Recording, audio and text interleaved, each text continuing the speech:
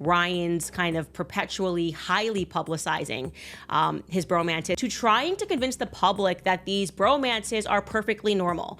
And we're not really asking for that convincing, but Hugh Jackman has been plagued with rumors of homosexuality. Blake Lively is in complete meltdown after Ryan Reynolds single-handedly destroyed his own career and made her lawsuit look even worse.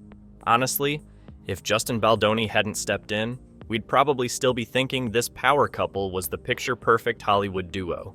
Anyways, people really began upping the questioning of his sexuality. And now, with the rumors about Ryan's sexuality floating around, it's clear something's been off with them from the start. Hugh Jackman opted to kiss his male co-star throughout this production, even though in the original screenplay, there was no kiss between the male stars. And do you know who was trying to make everything look somewhat okay? Yep, Blake. She was pulling all the stops, hiring ex-CIA officials for crisis PR, threatening creators, you name it, just trying to keep the mess under control. My viewpoint is Blake Lively has nothing to do with what is happening. Her husband has come undone. But then, here comes Ryan, her charming husband, who decides to show up and wreck whatever she was trying to fix, every single time. This guy, always the comedic genius, took his role in this PR disaster up a notch by appearing on SNL. Ryan Reynolds, how's it going? Great. Why, what have you heard?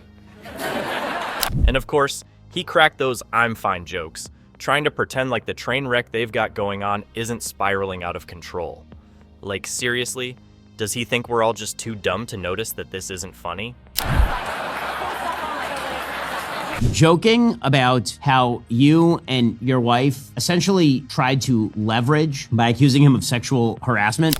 Every time Blake's stuck in a PR disaster, Ryan's right there with a joke to distract us from the fact that their lives are falling apart. Forget the legal nightmare. Let's all pretend their happy little family is picture perfect. Because why face reality when you can laugh your way out of it, right? She appeared at her Simple Favor 2 premiere, and people are noting that she seems increasingly uncomfortable and anxious, and maybe it really is just a lot for her to deal with. And oh, they didn't stop there. Why just show up looking happy when you can pay the paparazzi to make sure they catch those perfect "we're so in love" moments? Because honestly, who needs real problems when you can just buy your way into a fake narrative? The media ate it up, of course, because why let the truth get in the way of a good story? Blake's there looking like the perfect wife, all smiles, while behind closed doors, things are anything but. Hugh Jackman, Wolverine, will be deposed, and I suspect that that might be making Ryan Reynolds extremely nervous, and I'll tell you why. Now let's talk about what he recently did to destroy his career. Yeah, this one is unbelievable. So it is about Ryan's bromances. This guy's always trying to convince us how deep his relationship is with Hugh Jackman. If he was gay, fine, he would say he's gay. It has gotten so out of whack that they say it's stupid, and yeah, it's annoying because it's not true. That's right. So you as an actor, you can't be able to sing, dance, Yeah. and be straight. Right. Well, you know, it's just ridiculous. I mean, seriously, how many times does he have to say it? Every time these two are in a room together, the bromance chatter cranks up, like we haven't heard enough of it. Ryan Reynolds' bromances, his various bromances over the years. We've talked about him and Jake Gyllenhaal, and obviously this has been a bromance that has been very much thrown in the public's face. At this point, it's like Ryan's trying to get a gold star for his bromance skills, as if he's got something to prove. Like, buddy, we get it, you're friends with Hugh Jackman, no need to turn it into a full-blown public service announcement. Ryan's kind of perpetually highly publicizing his bromances is something that I find to be quite strange, right? Mostly because he's a 48-year-old man, Ryan Reynolds. And of course, Candace Owens had something to say about this. She couldn't understand why Ryan's so obsessed with defending these bromances, constantly reminding us how normal it is for guys to hang out without it being a thing. He has 4 kids.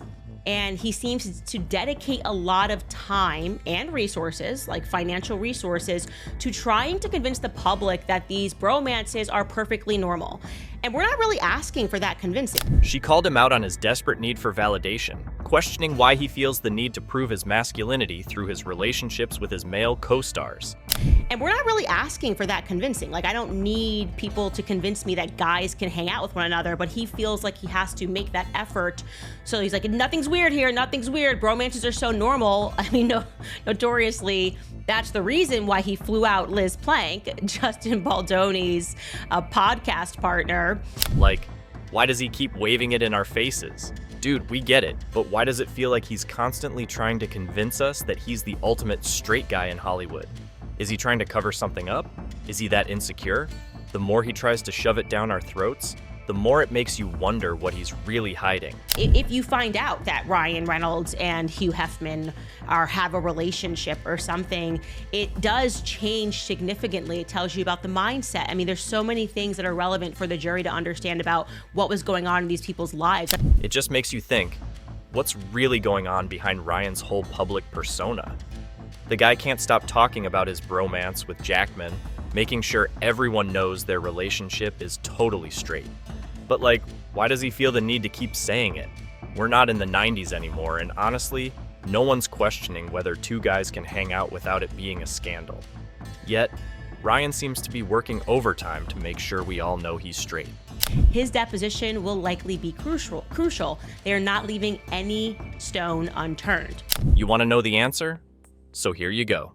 Hugh Jackman, the lovable Wolverine we all know and love, has somehow found himself tangled in a legal mess that involves more than just X-Men action scenes. During the filming of It Ends With Us, Jackman was more than just a bit part player. His role in the film wasn't limited to simply acting alongside Blake Lively and Justin Baldoni. Hugh Jackman was also in the now infamously cringe It Ends With Us promotional skit that had nothing to do with promoting the movie, which was about domestic violence, where Ryan directed it and he brought in his mom and Blake was in the background. We learned that. Oh no.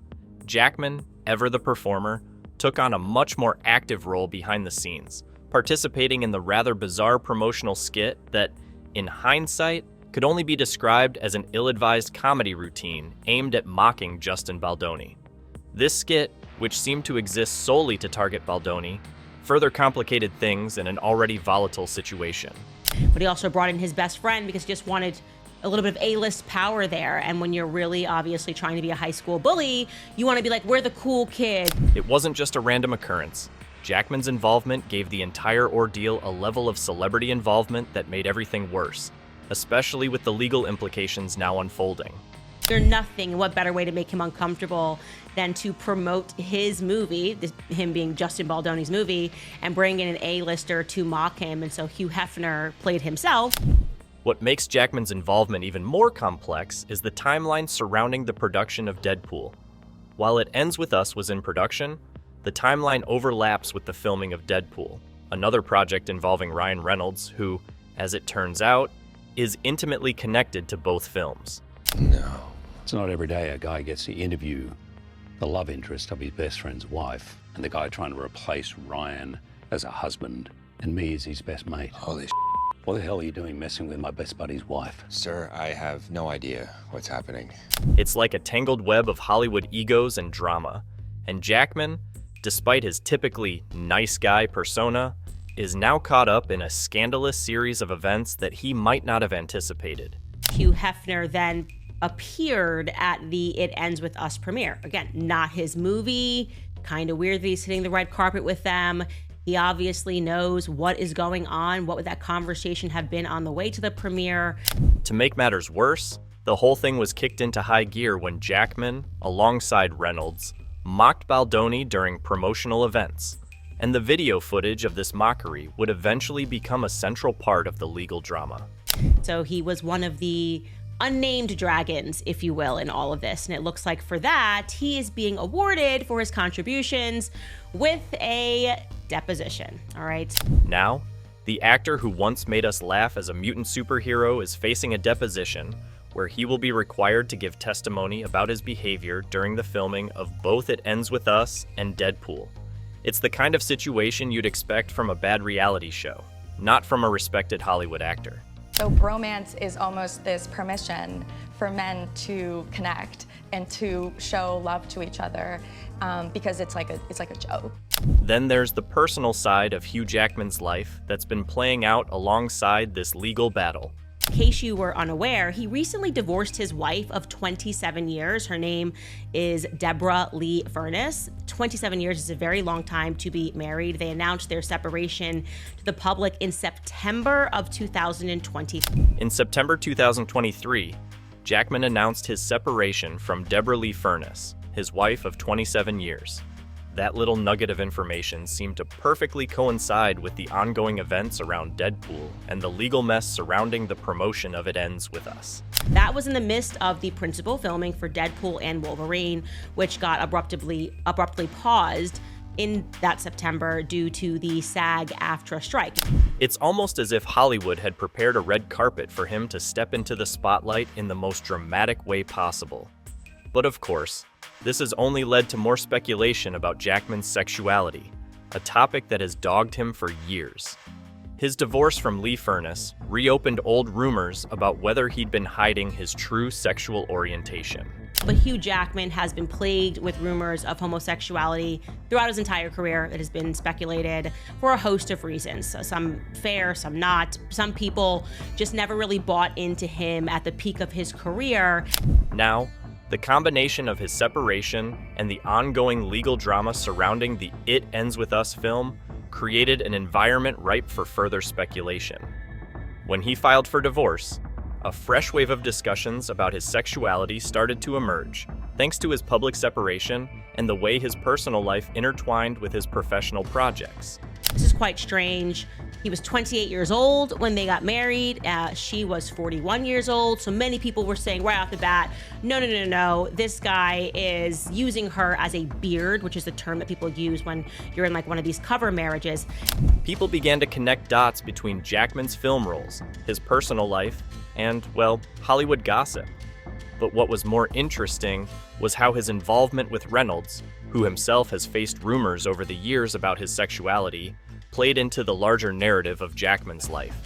The speculation wasn't new, but the timing of it all seemed too perfect to ignore. All of these gay jokes, but nobody's actually asking him to do that. Not the gay community or the heterosexual community.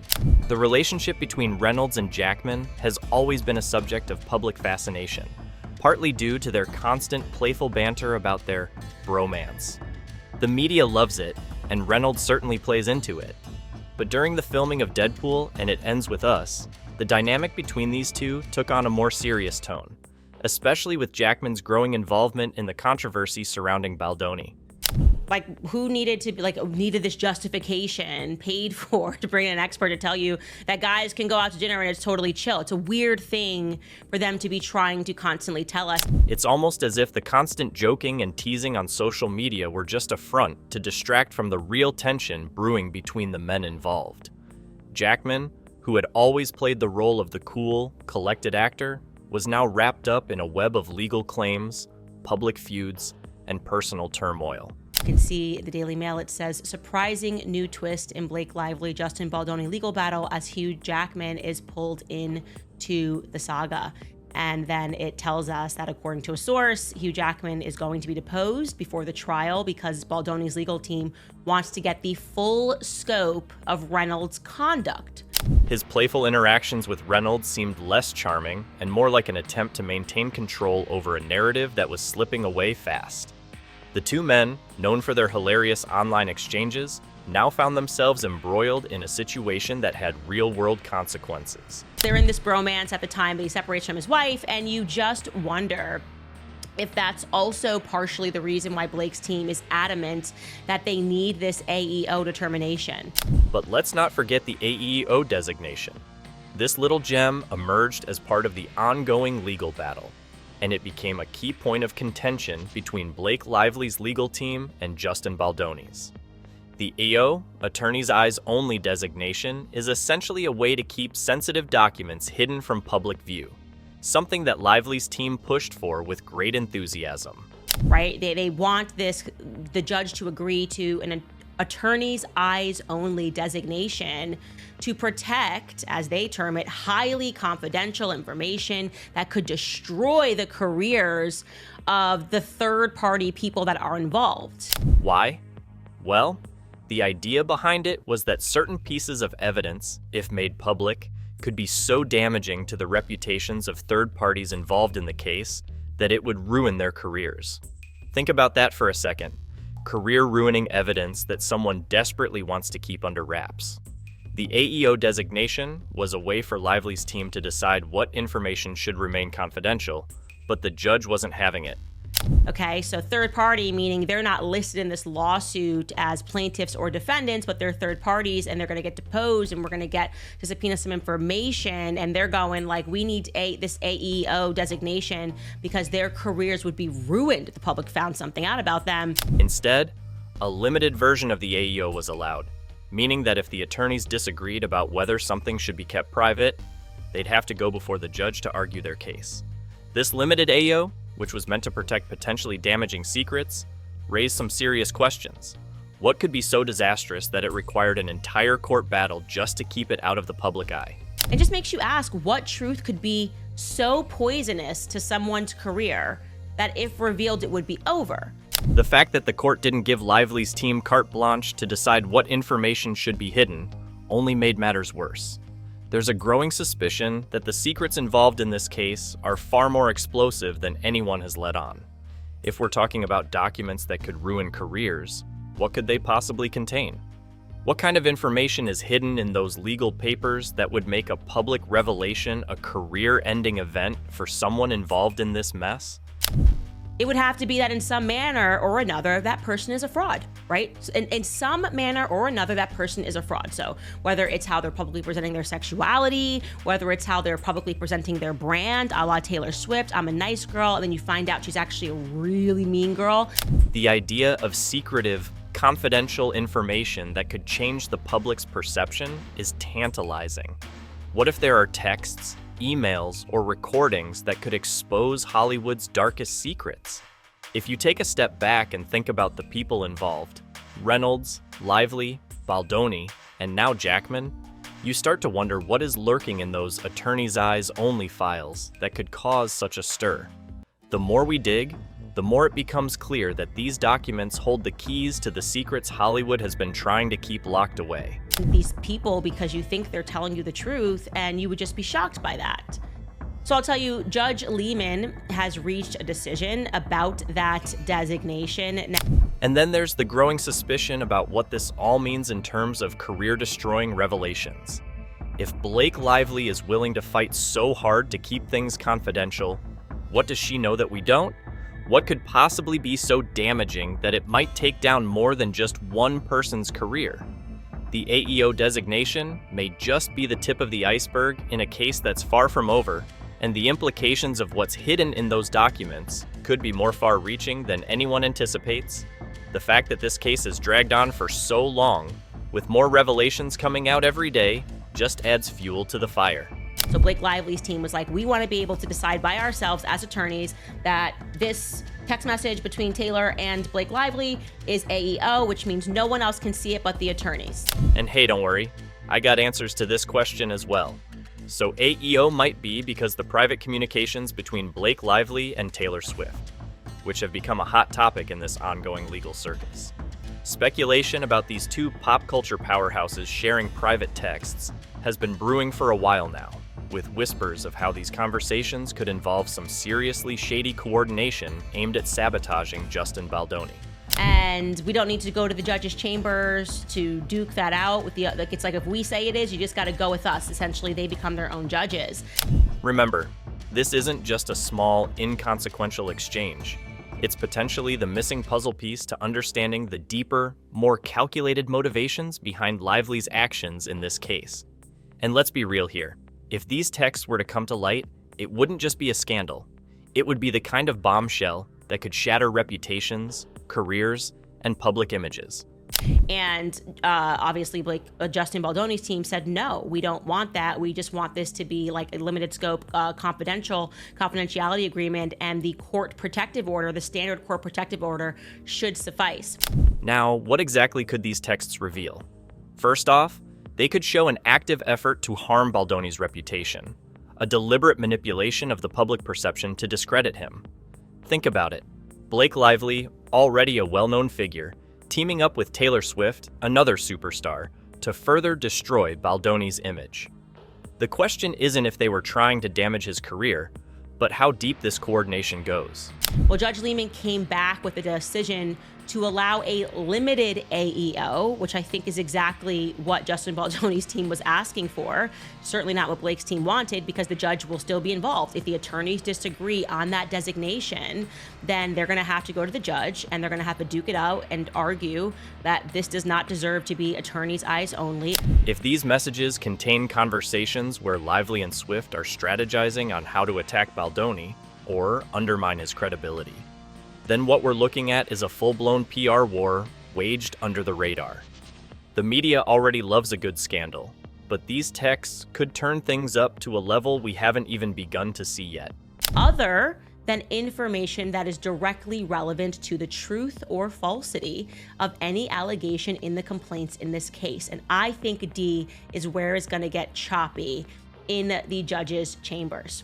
What happens if there's a text message? Like I said, Taylor Swift, which is coming out of a relationship with Joe Alwyn, Hugh Hefner, which is coming out of this relationship with Deborah Furness.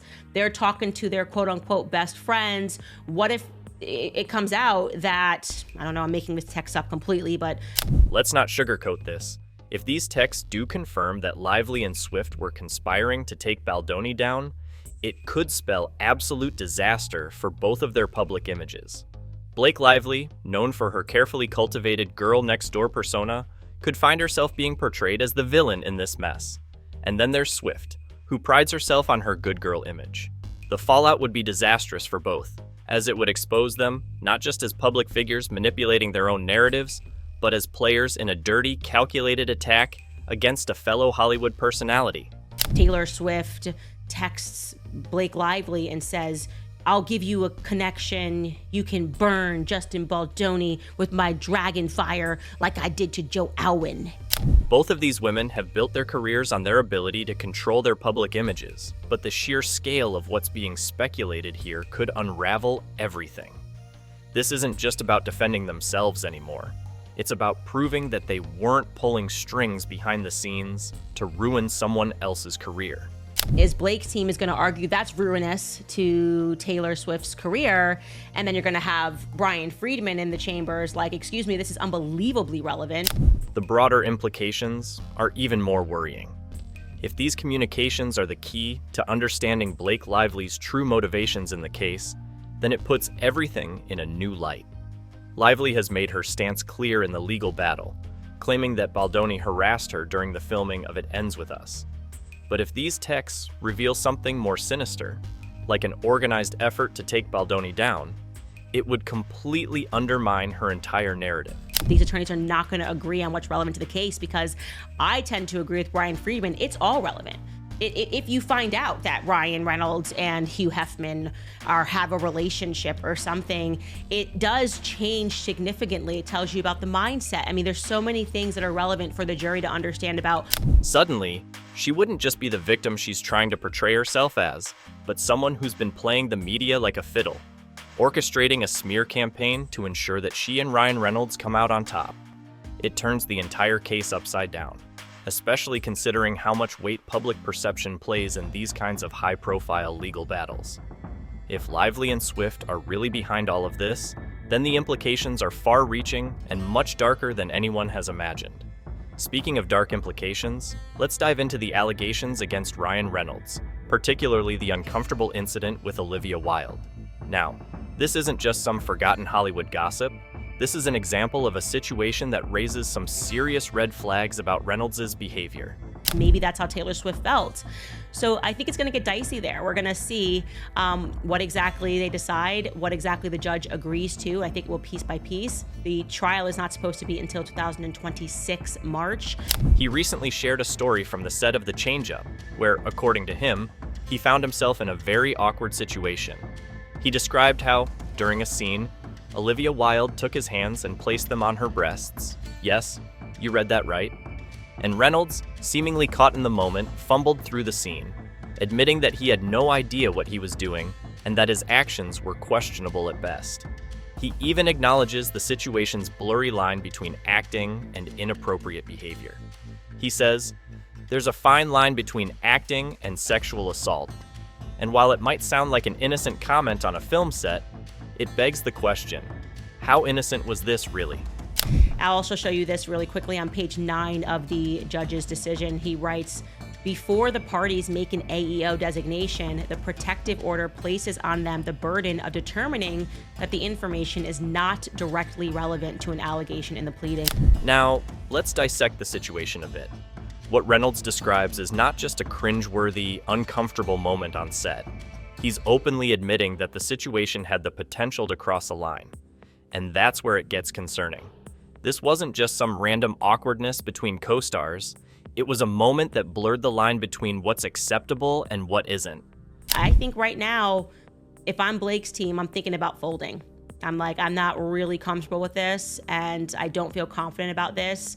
The way he handles situations like this, turning them into jokes or downplaying their significance, adds another layer to the concern.